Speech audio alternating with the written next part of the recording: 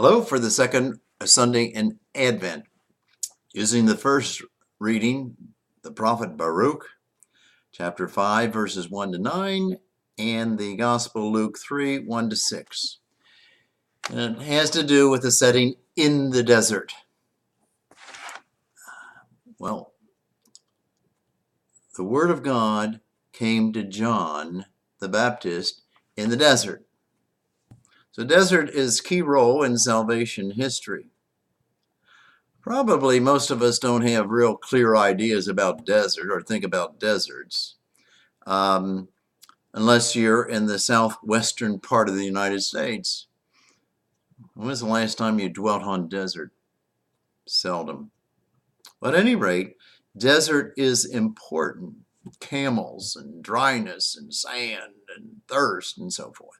But at any rate, as far as John goes out in the desert, preaches in the desert about the coming of the Messiah and what it means, sort of, in salvation history. Judaism and the roots of our religion is loaded with desert. Well, it sort of started with all the Jewish people, but slaves in the deserts of Egypt for many, many, many years. And then they were freed. And when they crossed all that water, the Red Sea or the Reed Sea, they wandered for 40 years in the desert. Why was that? And what was that all about? And as they were heading toward the Holy Land, or the land flowing with milk and honey, and when it came, they sort of strayed away from their God, and they wind up being in captivity in the deserts of Babylon for 60 more years. The deserts in Egypt, the deserts in Babylon, the desert for 40 years wandering on the way. Very critical. It seems that God, when he chose his special people, he used the desert get them to become closer and closer to him, and to help them realize that they were the people of God. They were the privileged or the faithful people. So all this happened, and here in Advent, we think of the coming of the Messiah and the history of all that. Enslaved in Egypt, wandering in the desert, in the milk and honey of the Holy Land, in the captivity in Babylon. And John, too, seems to become closer to the Messiah when he's in the desert. And the people at the time of John, they go out to John because they too were interested in learning about the coming of the Messiah. So desert is extremely important. And John uses this, the analogy of the path of God, or the path of the history of the Messiah. You got to make the desert come out of the desert, or you got to make the mountains, bring down the mountains. You got to fill in the valleys. You got to make a straight path for the Lord. And something terribly new is coming when the Messiah comes. And all of us, in a sense, especially the Jews, and all of us, and I think especially the Christians, the Catholics, have to do with accepting this Messiah.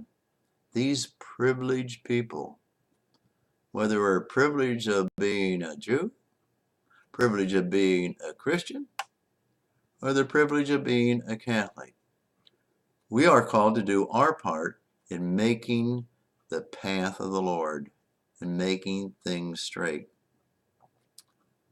You know, we all have our own deserts, you know, not just the Jews in Egypt and not just the Jews in the Holy Land, but we all have tough times in life. We have deserts of loneliness. We have deserts of sickness. We have deserts of poverty. We have deserts like the immigrants coming from the south to the land flowing of milk and honey, coming because of the tragedies and the evil where they live. Their only hope is to get out of there and go somewhere. The way the Jewish people, the only hope in Egypt was to get out of there and to go someplace where there are possibilities of peace or land flowing with milk and honey. John the Baptist looks to the coming of the Messiah, and he too keenly tried to interpret the scriptures of when the Messiah has come.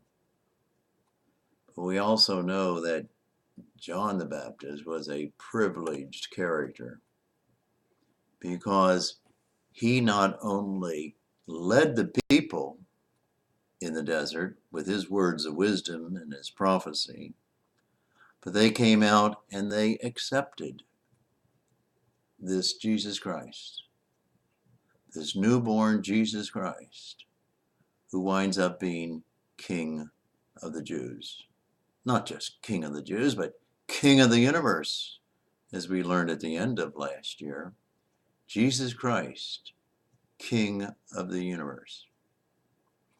So all of these meditations dealing with coming, Advent, have to do with the coming of the Messiah, or the intimate, personal coming of Jesus Christ in your life.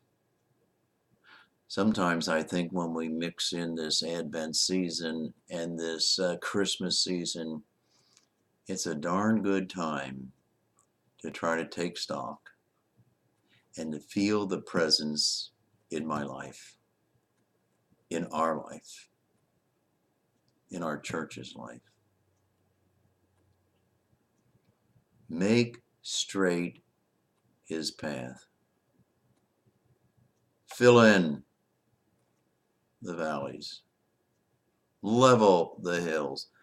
All those beautiful analogies and statements, all to do with the Messiah, Jesus Christ, King of the universe, the baby of Bethlehem, the young man who died on the cross. We're all called to make straight the path of the Lord. Have a good day.